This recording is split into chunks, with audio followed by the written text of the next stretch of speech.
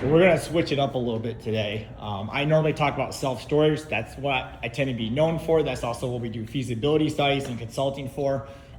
Those you don't know, we actually have a pretty diverse portfolio that includes medical office, triple net industrial, retail, quite a bit different, pretty much anything real estate, and then business, especially construction trades. I actually had a building, actually it's very close to this building I'm standing in right now that I'm going to talk to you about today, where the broker sold it, a building right next door that I would have bought in a heartbeat. And it's actually a broker I've done business with. They actually help us with this building with leasing. And so I reached back out to them, like, hey, listen, why didn't you bring this building to us? I would have bought it in a heartbeat. And he was like, oh, I thought you were just kind of all in on self-storage. I'm like, all right, well, maybe I need to make it known that people that we do other things as well. But I want to talk about this space because one of the questions I always get is, which asset class do you like the best? And the answer is, well, it just depends. But normally it's the asset class that makes me the most amount of money for the least amount of time. So I'm going to discuss this. This is actually a medical office building. Overall, I would say it's a bit of great investment for us, but there's a lot of things that make it significantly different. So first off, I'm going to talk about one of the most nightmare scenarios I ever had actually happen in this basement. So here in Michigan, West Michigan, where this building is located, we run into an issue where sometimes, when the seasons change, the weather kind of goes back and forth. It could literally be 20 degrees one day and 80 degrees the next day. You can smash that like button if you know what I'm talking about. But we actually had a scenario where that actually happened. And so in that day where it was 85, 86 degrees, but we knew it was going to be 25 or 30 degrees the next day, the tenants were complaining to us and telling, hey, we need to have the AC on. And I'm like, well, I can't have the AC on until after that's over, but I'll have them on the next day because I think we'll be good after that. Main reason for that being is because we don't want the HVAC to freeze up or be running when it's cold outside, because that's bad for the equipment essentially.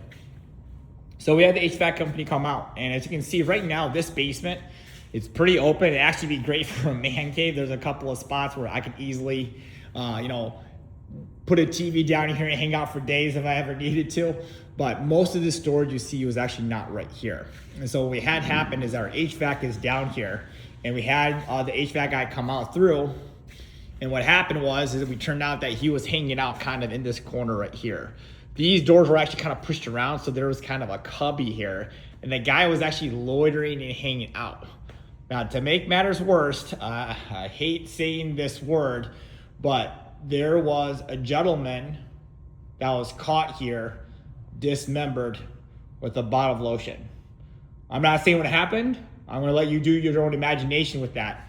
But as you can probably imagine, there was the police called. In an area like this that's very affluent, very good, to see multiple cop cars overreact to a situation, it was just a nightmare scenario. And so we had a ton of tenant complaints. They were concerned about their safety. Over 80% of the employees in this building were female, which I can certainly understand why they basically would have concern about a potential sex offender on site. And then in addition to that too as well, they asked us like, hey, who has access to the building? So we actually had to go back and through an audit. We made sure that everybody who was currently in the employee was the only one that had access. We shut off access to basically anybody exiting or entering from us other doors. So they had to enter from the primary door. And then more importantly, we added video cameras everywhere. Well, one of the side benefits of that pivot, however, is that we say, you know what, anybody who is not down here for a business purpose, meaning if you are not renting space down here, you are not allowed to go down here. And so all these tenants actually had a bunch of junk down here. We made them get rid of it, and now we made them rent the space. So it turned out to be one of the worst scenarios. Flip forward, where now we're making a few $100 extra bucks a month selling storage units down here. So now, one thing with self-storage that you have is that with self-storage, you have month-to-month leases, okay? So why it's important is I see this because it could be a good or a positive, is that if you have a bad tenant and I just don't want to deal with them over, making $90 a month, we're always arguing with them on the phone or whatever, I can just say simply, you need to leave or we're gonna auction your stuff if you don't leave. On the tenant side, if you get stuck with a commercial tenant you don't like, if they're locked into a 5-year lease, there's a problem with that you're not gonna get rid of them. So I'll give you an example. Here at this building, we had a tenant that was always arguing with us. They were arguing about whether we were overcharging for CAM, which I can tell you, we were definitely not overcharging for CAM.